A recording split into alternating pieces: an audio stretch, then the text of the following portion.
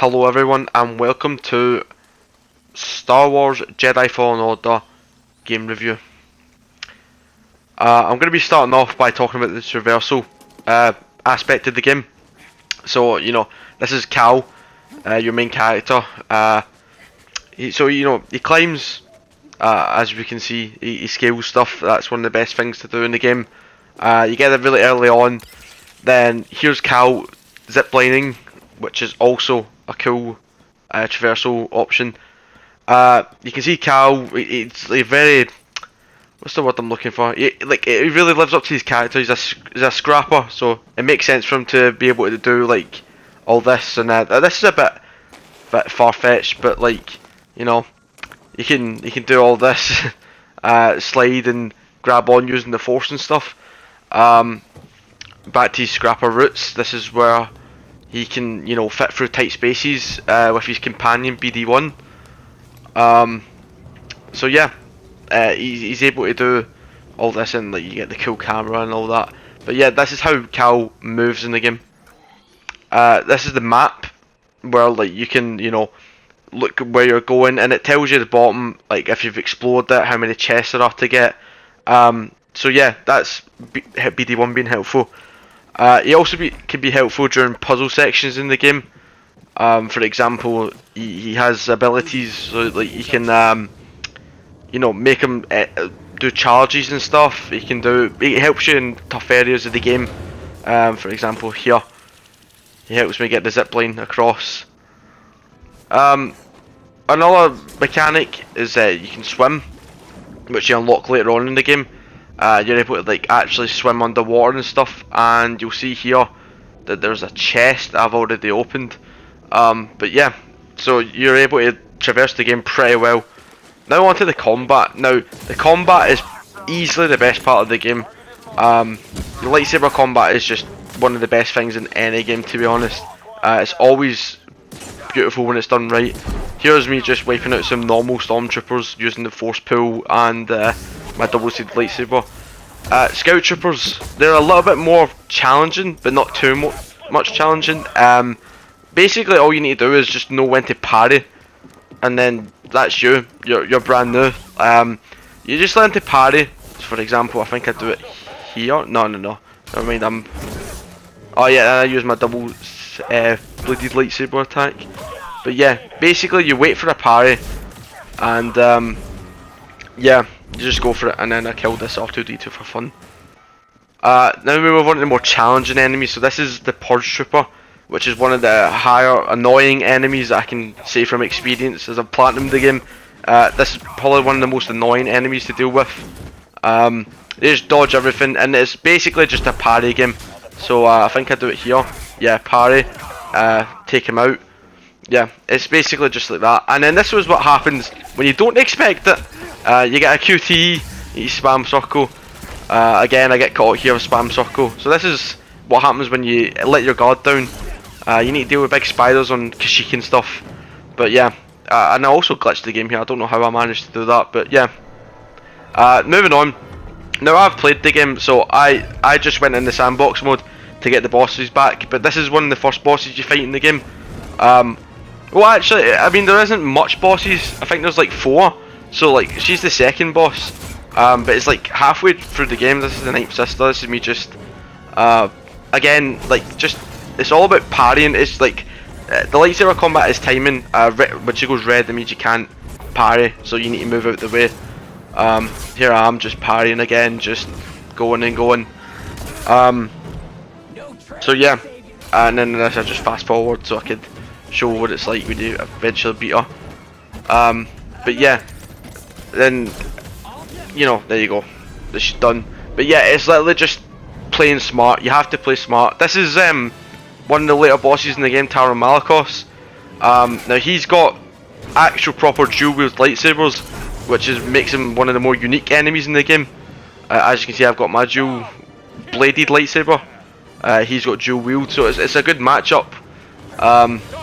Again, you move out the way for the red attacks. But yeah, as you see, it does a lot of damage. But yeah, it's literally just about timing and stuff. Again, fast forward just so I can show the end. But yeah, like getting the combat down, especially when you take the time to learn it. It is so satisfying and rewarding. And here we go. This is where I try and fight Trilla, and Trilla is a nightmare of a boss. She just, it won't let go. She is one of the worst bosses to deal with in this game. I struggled so hard on this, especially on the harder difficulties. But yeah, like she just goes mental. This is just me getting thrashed. But like, the combat is what honestly makes the game shine. It is so good. So you've got single saber combat, just your standard, L1 to block, and then you flick the D-pad, and then you get the dual lightsaber, which you can actually unlock earlier in the game if you go to Dathomir first, and then the attack that you unlock later on in the game. And after all that, a stim to regen your health. Then you have the skill tree. The skill tree in the game is really good. Obviously, as you play the game, you unlock the ability to unlock more skills with skill points. And then the skill tree, you just go in and you can view the ability before you buy it. For example, this is like a mass push. I think the next one is like a lightsaber throw, or yeah, power throw. So you get to see what you're going to buy before you actually buy it. But the skill tree is brilliant, and it really helps throughout the game. Just obviously makes kill better when you traverse through planets, like what I'm about to show. So there's 5 planets you can actually explore in the game. There is 6. This is Elam, Kashyyyk, Zepho, Dathomir, and then I showed Bogano at the start. But yeah, there's one at the end of the game that you go to fight the final boss, but you can't go back and go back to the planet after you completed it. And then the characters in the game, when you travel planets, have cool talks. So this is Merrin talking with Seer, and then the pilot is Grease, of course. But it's really good. It's just good that it adds personality to the game. They don't just sit there. They're like, it's not as if they're bored and you can talk to them and stuff. But yeah, it's good. And one of my favourite parts of the game is, well, one of my favourite aspects of the game is the travelling. I just think it looks so cool. It makes you feel as if you're in the movie. So this is me travelling to Bogano, and it does the little screen wipe. It's classic Star Wars. It just works so well. So yeah, everything about the game, I think, is just the perfect Star Wars story. It just works so well. It feels Star Wars. So this is the customization. When you go to these planets, you can unlock chests and secrets and stuff. And basically, as you play the game, you just go on and then you try and unlock. Well, I mean, it's optional. It's not like mandatory. So it's optional to get all this collector stuff. I have everything in the game apart from a few BD1 things because you need to do them in the sandbox game. But yeah, that's the customization. And then the lightsaber customization is what makes it so worth it. You can change the colour, change the emitter and stuff, switch the material. It just works so well. It honestly looks brilliant. You can literally customize it any way you want. Like, it's endless. You make your own lightsaber. I've obviously went for pink because yeah, why not? But yeah, it looks brilliant.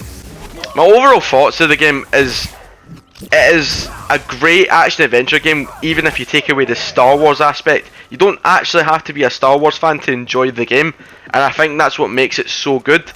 It's great just to jump in. It takes place between the original trilogy and then the prequel trilogy.